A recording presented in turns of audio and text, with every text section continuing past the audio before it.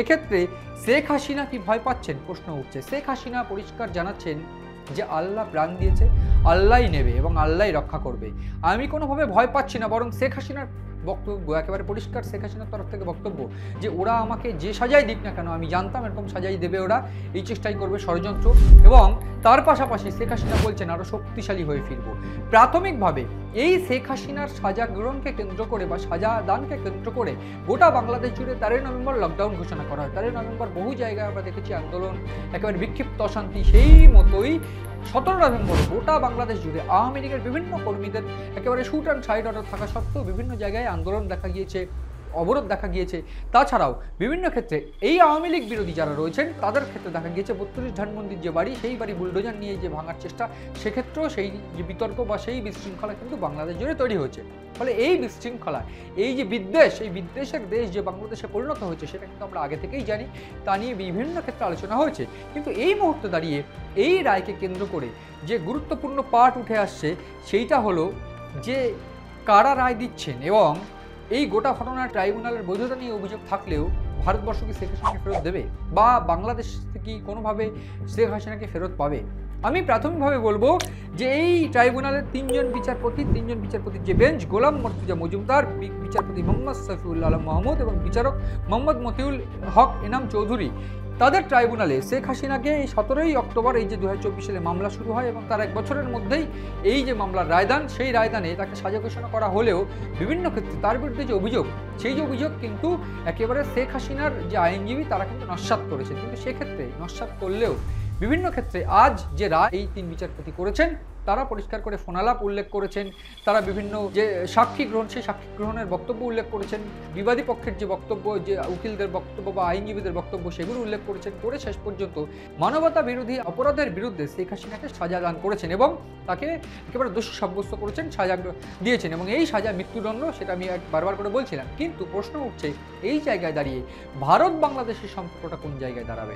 প্রাথমিকভাবে ভারত বাংলাদেশের সম্পর্কটা যে খুব মধুর নয় এই মুহূর্তে, সেটা কিন্তু আমরা বারবার করে বলেছি এবং সেটা জানি আমরা। এবং সেক্ষেত্রে পাকিস্তানকে সঙ্গে নিয়ে এই যে ম্যানিপুলেশন বাংলাদেশে শুরু হয়ে গিয়েছে, সেটাও আমি বলছিলাম, বেশ কয়েকদিন ধরে এর আলোচনায় আমি বলেছি।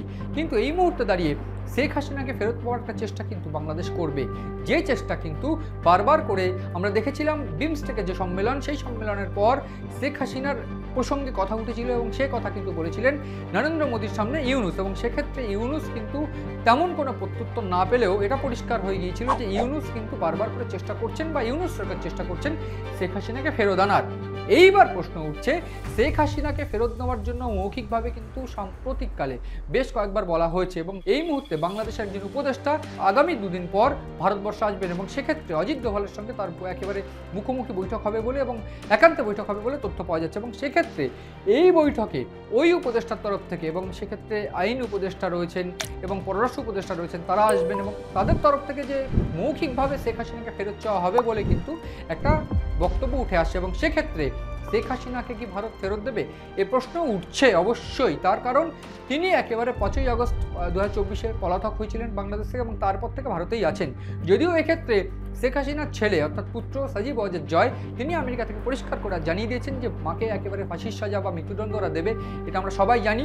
এবং সেক্ষেত্রে আমরা এটাও জানি যে ভারতে তারা এই মুহূর্তে মা নিরাপদ আছে, ওরা কিছুই করতে পারবে না, অত্যন্ত সিকিউরিটির সঙ্গে ভারতে রয়েছে। এবং সেক্ষেত্রে যদি আওয়ামী লীগ ফেরে এবং সেক্ষেত্রে আওয়ামী লীগ ফেরার পর সেই আবেদন বা এই রায়ের পুনরাবেদন করবো আমরা, এই একটা প্রশ্ন কিন্তু রয়েছে। এবং সেক্ষেত্রে নির্বাচন কতটা সঠিক হবে এই প্রশ্নও তিনি তুলেছেন।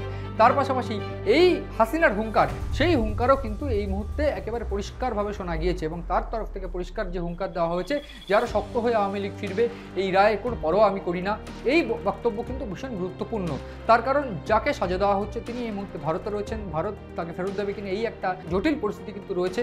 সেই জায়গায় দাঁড়িয়ে বারবার করে শেখ হাসিনা যাতে কোনোভাবে অনলাইন মাধ্যমে কিছু না বলে, সংবাদ মাধ্যমে কিছু না বলে, এই অনুরোধ বাংলাদেশের তরফ থেকে করা হয়েছিল। সেক্ষেত্রেও কোনো সদুত্তর কিন্তু ভারত তাদের দেয়নি বা বাংলাদেশকে দেয়নি।